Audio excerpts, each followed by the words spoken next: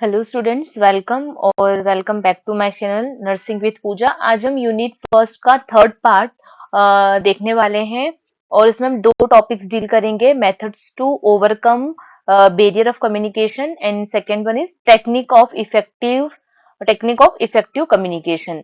तो सबसे पहले हम देखते हैं कि methods to overcome barrier of communication. तो हमने पहले देखा था कि बैरियर ऑफ कम्युनिकेशन क्या होते हैं इसके प्रीवियस वीडियो में। अब हम इसमें देखेंगे कि जो भी बैरियर्स है या जो भी प्रॉब्लम आई है कम्युनिकेट करने में, उनको ओवरकम या उनको दूर कैसे किया जा सकता है, वो हम वन बाय वन देखेंगे। तो सबसे पहले हम देखेंगे फिजियोलॉजिकल बैरियर। तो ऐसे कौन सी टेक्निक्स है जिनसे कि हम फिजियोलॉजिकल बैरियर्स को कम कर सकते हैं। तो हम यहाँ देखेंगे pay attention during the sharing of information. जब भी कोई पेशेंट हमसे कोई भी जानकारी, हमारा दोस्त क्यों ना हो, वह अगर हमसे कोई इंफॉर्मेशन शेयर कर रहा है तो हमें उसकी बातों पे क्या करना है, पूरा अटेंशन देना है। ये है methods to overcome psychological barrier. Sorry, शायद मैंने फिजियोलॉजिकल बोला है। साइकोलॉजिकल बैरियर मतलब कौन कौन से साइकोलॉजिकल बैरियर है जिनको हम दूर कर सकते हैं, कुछ पॉइंट्स को ध्यान में रखें। तो अगर कोई हमसे बात कर रहा है तो हमको उसकी पूरी बात है वो अटेंशन के साथ में सुननी है।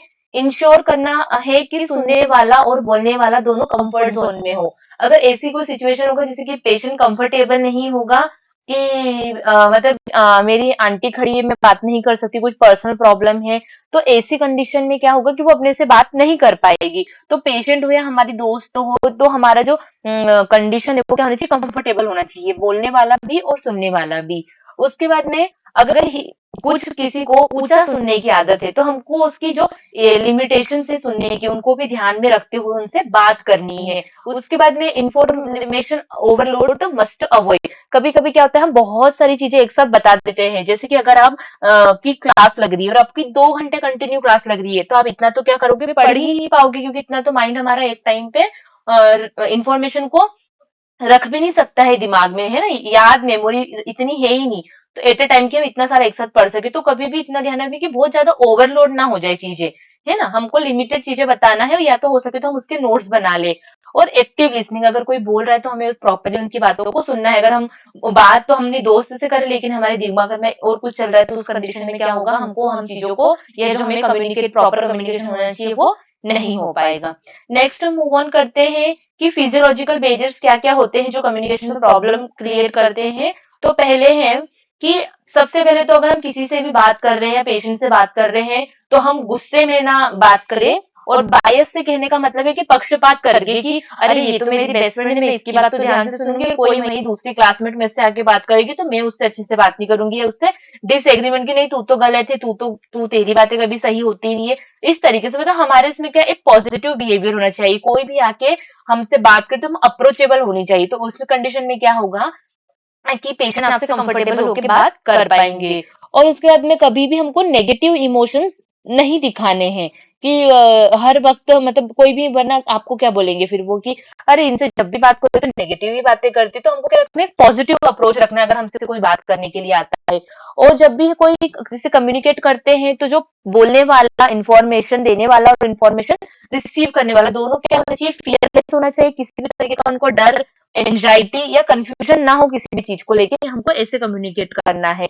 और हमारा जो मैनर होता है वो, हम जब बात करते हैं तो वो किस तरीके से होना चाहिए, बहुत ही हैप्पीली और ट्रस्ट वर्दी अप्रोच हमारी होनी चाहिए पेशेंट से बात करने के लिए। अगर हम पेशेंट से, अगर पेशेंट बहुत दर्द में है और आप उसके कंधे पे, शोल्डर पे या सिर पे हाथ भी फेर दोगे अच्छे से, काम के साथ में, मतलब शांति के साथ में पोलाइटली बात करोगे, उतने में ही उसका बहुत हद तक पेन क्या हो जाता है, दर्द क्या हो जाता है, बहुत आराम हो जाता है। वही अगर आप गुस्सा करोगे, बहुत डिसएग्रीमेंट दिखाओगे, डराओगे उसको, तो वो क्या होगा, उसके लिए और मुश्किलें बढ़ा देगा। तो जब भी हम कम्युनिकेट करते हैं नॉर्मल लाइफ में भी, हम इन सब चीजों का हमको ध्यान रखना है कि हम सबसे पॉजिटिव अप्रोच में बात करें, नेगेटिव इमोशंस ना दिखाएं, कोई भी कंफ्यूजन क्रिएट हो ऐसी बातें ना करके क्लियर कम्युनिकेशन रखें। और क्या होना चाहिए, हम बहुत ही हैप्पीली मूड में सबके साथ हमें मिलना जुलना चाहिए, बात करना चाहिए। उससे क्या होगा, हमारे जो रिलेशंस भी है वो भी इंप्रूव होंगे, मतलब हमारी ओवरऑल कम्युनिकेशन स्किल जो है वो इंप्रूव होगी।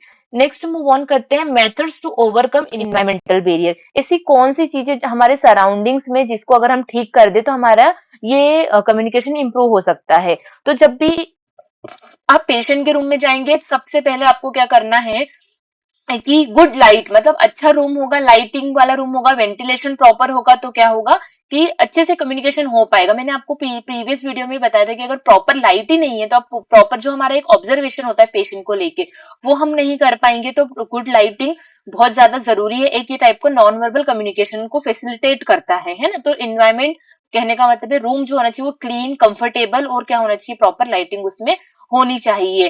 सिटिंग अरेंजमेंट प्रॉपर रूम में अवेलेबल होना चाहिए, हाइजीनिक होना चाहिए, ऑर्डर फ्री, मतलब स्मेल ना आ रही हो उस रूम से। मतलब जितना साफ सुथरा हमारा इन्वायरमेंट, पेशेंट का इन्वायरमेंट रहेगा, उतनी हमारा हमारा भी बातचीत करने का उससे मन करेगा और पेशेंट भी अपने आप को कंफर्टेबल फील करेगा। नेक्स्ट हम देखते हैं methods to overcome social barrier. ऐसी कौन सी चीजें हैं जिनको करके हम जो सोशल बैरियर है, बात करें जो सोशल बैरियर सामने आ रहा है उसको हम कम कर सकते हैं। तो उसमें क्या होगा, हमको सारे, अगर कोई भी हमारे जाति धर्म का व्यक्ति अगर केयर के लिए आता है या हॉस्पिटल में एडमिट होता है, तो हमको सभी लोगों की जो वैल्यूज है, जो भी उनके रिचुअल्स है या जो भी उनके नियम कानून है, उनको क्या करना है, हमको रिस्पेक्टफुली एक्सेप्ट करना है और उनको हमको केयर प्रोवाइड करना है। और वो जो भी चीजों को मानते, मान लो वो बोलते दीदी ये धागा हम बांधेंगे, एक पीला धागा आपने देखा होगा कि वो पीलिया में अगर पहना देंगे तो वो लंबी होते जाएगी, माला तो पीलिया उतर जाता है। तो हमको क्या करना है कि इन चीजों को भी करने देना, उनको क्या समझाना है, बस हमें समझाने का उनको तरीका आना चाहिए कि आंटी आप ये बांध दो, लेकिन जो दवाई गोली है वो भी आपको टाइम टू टाइम देना है। इससे क्या होगा कि उनकी भी बात मतलब हमने मान ली और हमारी भी बात, क्योंकि जो हमारा काम है मेडिकेशन देना वो भी हो जाएगा। तो इस तरीके से हमको दोनों चीजों को क्या बना के रखना है, जिससे कि कम्युनिकेशन प्रॉपर हो सके और उनके जो रीति रिवाज या जो स्पिरिचुअल बिलीफ है उनको भी ठेस ना पहुंचे। तो हमको इस तरीके से काम करना है। नेक्स्ट हम देखेंगे methods to overcome cultural barrier. Cultural barrier में भी यही है कि अगर किसी के रीति रिवाज अलग है, जैसे वो मैंने प्रीवियस वीडियो में जैन लोगों का एग्जांपल दिया था, तो हमको सारे लोगों के जो रिचुअल्स है, जो नियम है, उनको क्या करना है, मानना है, उनको रिस्पेक्ट देना है और उसके साथ में हमको आगे बढ़ना है। इससे कि क्या होगा, हमको केयर प्रोवाइड करना बहुत ही इजी हो जाएगा और उनके लिए भी हॉस्पिटल में स्टे करना आसान रहेगा। और दूसरी बात, हमें क्या करना है कि सेम लैंग्वेज में हो सके तो हमें बात करना है। अगर कोई पेशेंट है वो हिंदी समझता है और अगर आप उसके सामने जाके इंग्लिश में कम्युनिकेट करोगे तो वो उसके लिए शायद मुश्किल हो सकता है। तो हमें कोशिश करें कि जिस भाषा में पेशेंट बात करता है या जो भाषा पेशेंट को अच्छे से समझ में आती है, उसी भाषा में हम बात करने की कोशिश करें।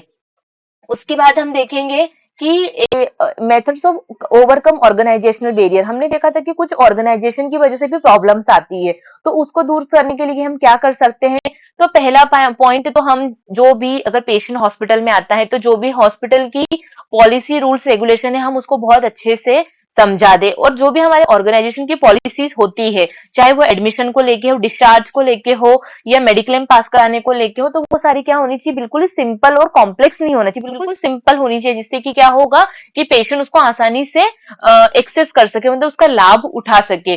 दूसरी बात, जो लार्ज बहुत बड़े बड़े हॉस्पिटल्स होते हैं उसमें क्या करना चाहिए, छोटे छोटे यूनिट्स बना देनी चाहिए कि फर्स्ट फ्लोर जो है वो पूरा ओपीडी के लिए है, सेकेंड फ्लोर है वो एडमिशन जो एडमिटेड पेशेंट है उनको रखने के लिए, थर्ड फ्लोर है जो सर्जरी के लिए है। मतलब ऐसे हम एक एक सेक्शन बना सकते हैं। इससे कि क्या होगा कि जब भी पेशेंट हमारे यहाँ केयर लेने के लिए आते हैं या फैसिलिटीज का लाभ उठाने के लिए आते हैं तो उनके मन में कंफ्यूजन ना हो, है ना। या क्या कर सकते हैं, उसके अलावा गार्ड या जो एचआर होते हैं या जो फ्लोर कोऑर्डिनेटर्स होते हैं वो हम रख सकते हैं, जिससे कि क्या होगा कि वो सब, अगर कोई भी परेशान हो रहा है या नहीं समझ पा रहा है तो वो उनकी हेल्प कर रही है कि आंटी आप वो काउंटर नंबर 2 पे चले जाओ, आपसे स्लिप कटा के आप ओपीडी नंबर 4 में चले जाना, वहां आपको डॉक्टर मिल जाएंगे। तो ये क्या हो गया कि एक आपने हायरार्की बना दिया, एक पूरा बना दिया है कि आप अगर पेशेंट हॉस्पिटल में आएगा तो यहाँ यहाँ यहाँ जाके तो उसका काम हो जाएगा। तो जो भी हमारे ऑर्गेनाइजेशन होना चाहिए होती है वो क्या होना चाहिए, उसके रूल्स बहुत ही सिंपल होने चाहिए, मतलब कॉम्प्लेक्स नहीं होना चाहिए, जो इजीली पेशेंट को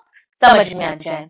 नेक्स्ट हम मूव ऑन करेंगे कि methods to overcome communication process बात करते हैं, है ना। तो उसका जो प्रोसेस है, जो उसमें क्या क्या ऐसी प्रॉब्लम्स आ जाती है वो हमने प्रीवियस वीडियो में देखा, तो उनको हम कैसे ठीक कर सकते हैं वो यहाँ पे हम देखेंगे। तो यहाँ पे लिखा है stereotypical approach must be avoided in communication. Stereotypical से कहने का मतलब है कि जो कंफ्यूजन क्रिएट करे ऐसी भाषा का हमको उपयोग नहीं करना है। जैसे अगर आप पेशेंट को बोलोगे कि अंकल आपको ट्रेकिकार्डिया है, तो शायद पेशेंट नहीं समझ पाए, लेकिन वहीं आप उसको बोलोगे अंकल आप रिलैक्स हो जाओ, ज्यादा स्ट्रेस, मतलब आपकी पल्स बहुत बड़ी हुई आ रही है, तो वो आपकी बात को आसानी से समझ जाएंगे। अगर आप बोलोगे अंकल आपको तो टेकिकार्डिया हो रहा है, थोड़ा शांत हो जाओ। तो अंकल को तो बातें समझ में नहीं आई ना, तुम रिलैक्स कैसे होंगे? तो हमको क्या करना है, बहुत ही सिंपल लैंग्वेज का यूज करना है।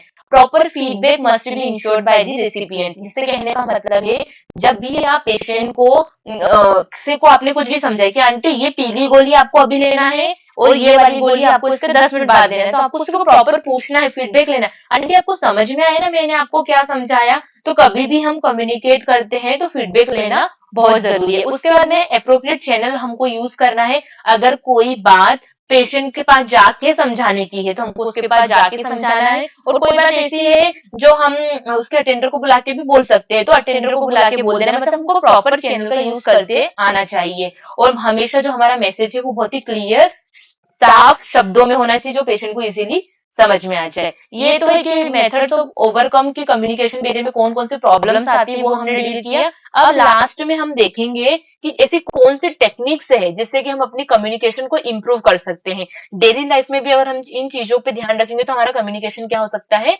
इम्प्रूव हो सकता है। तो सबसे पहले हम देखेंगे कन्वर्सेशनल स्किल्स। तो जब भी हम किसी से बात करें या कोई हमसे बात करे तो हमको क्या करना है, प्रॉपर उनकी बातों पे फोकस करना है। आई टू आई कांटेक्ट के साथ में हमको उनसे बात करना है। अगर मैं आपसे बात करूं आप इधर उधर देख रहे हो तो मुझे क्या लगेगा कि ये तो ध्यान ही नहीं दे रही है मेरी बातों पे। तो ये हमको अवॉइड करना है, फोकस होके बात करना है। पैराफ्रेज, पैराफ्रेज कहने का मतलब है अगर हम अपनी कोई भी बात कर रहे हैं तो प्रॉपर उसमें स्टॉप, फुल स्टॉप, कॉमा जो होता है ना वो लगाना है। ऐसे नहीं कंटिन्यू बस कहानी की तरफ बोले जा रहे नहीं, उससे क्या होगा, कंफ्यूजन क्रिएट होता है। इंफॉर्मेशन हमको प्रॉपर कंप्लीट शेयर करनी है पेशेंट के साथ में। प्रॉपर इंफॉर्मेशन जो उसके लिए जरूरी है वो उनको बतानी है। उनसे क्वेश्चन भी पूछने की, आंटी आपको समझ में आया ना, कुछ आपको डाउट तो नहीं है, मतलब हमको पूरा प्रॉपर उनको क्लियरिफाई करना है। और उसके बाद में क्या हो सकता है, शेयरिंग ह्यूमर से कहने का मतलब है कि अगर आपको उससे रिलेटेड आप उस एग्जाम्पल देके भी उनको समझा सकते हो तो आपको वैसे वो चीजें भी करनी है। अब इन सब चीजों को अगर अपनी पर्सनल लाइफ के कम्युनिकेशन में भी ध्यान दोगे कि आप कोई आपसे बात कर रहा है या आप किससे बात करोगे तो उसको प्रॉपर फोकस होकर बात करोगे, प्रॉपर पैराफ्रेज मतलब वो कॉमा लगाना, क्वेश्चन मार्क लगाना, ये करेंगे तो उससे क्या होगा ना, हमारी जो कम्युनिकेशन स्किल है वो इम्प्रूव होगी। नेक्स्ट हम जाते हैं लिसनिंग स्किल। लिसनिंग में कहने का मतलब है अगर कोई हमसे बात कर रहा है तो हमको उसकी बात एक्टिवली होके सुनना है। ऐसा नहीं कि आप फोन स्क्रॉल कर रहे हैं और पेशेंट आपको अपनी हिस्ट्री बता रहा है कि मुझे 3 महीने से यहाँ पे दर्द हो रहा है, मेरा बीपी इतना बढ़ रहा है, तो उसमें क्या होगा कि पेशेंट को लगे यार ये तो मेरी बात सुन ही नहीं रहा है। तो हमको क्या करना है, प्रॉपर एक्टिव लिसनिंग करना है ना। उसके बाद में साइलेंस, जब भी हम कोई सामने वाला व्यक्ति बात करे तो हमको क्या रखना है, साइलेंस मेंटेन करना है। और पर्पसफुल बातें होनी चाहिए। अगर आप किसी की बातें सुन रहे हैं तो वो कुछ बात क्या हो, कुछ पर्पस की हो, अननेसेसरी बातें ना हो ऐसी ये ध्यान रखना है। और अगर सामने वाले ने आपको कुछ मैसेज किया है, कम्युनिकेशन में कुछ भी हो सकता है, वो verbal communication, non verbal communication भी हो रहा है तो हो सकता है। तो यहाँ मैसेज से कहने का मतलब अगर किसी ने आपको इन्फॉर्मेशन दी है तो आपको उसको एक्नॉलेजमेंट मतलब फीडबैक या रिप्लाई भी देना है कि हाँ आंटी मैंने सुन लिया है, मैं डॉक्टर को ये इन्फॉर्म कर दूंगी। उससे सामने वाले को क्या लगता है कि हाँ इन्होंने मेरी बात सुनी है, तो हमको ये भी ध्यान रखना है। लास्ट स्लाइड है इस वीडियो की, टेक्निकल स्किल।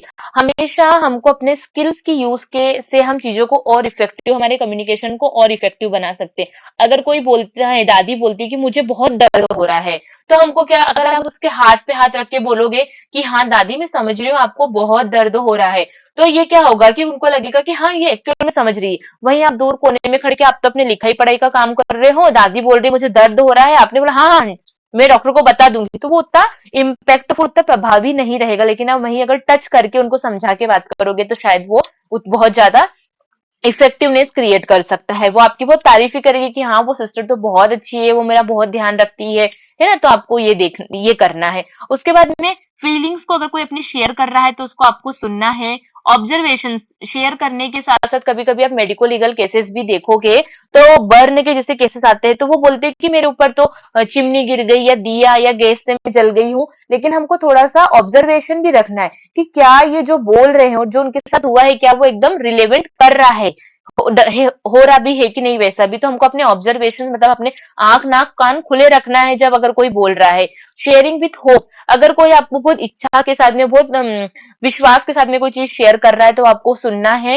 रियलिटी के जो भी रियलिटी सामने प्रेजेंट है आपको उसको भी ऑब्जर्व करना है। और इम्पेथी कहने का मतलब उसका दर्द को आपको इम्पेथाइज करना है, मतलब उसको समझना है। अगर आपके घर वाले होते उस जगह पे तो आप क्या करते, उस तरीके से हमको उस कंडीशन को क्या करना है, डील करना है।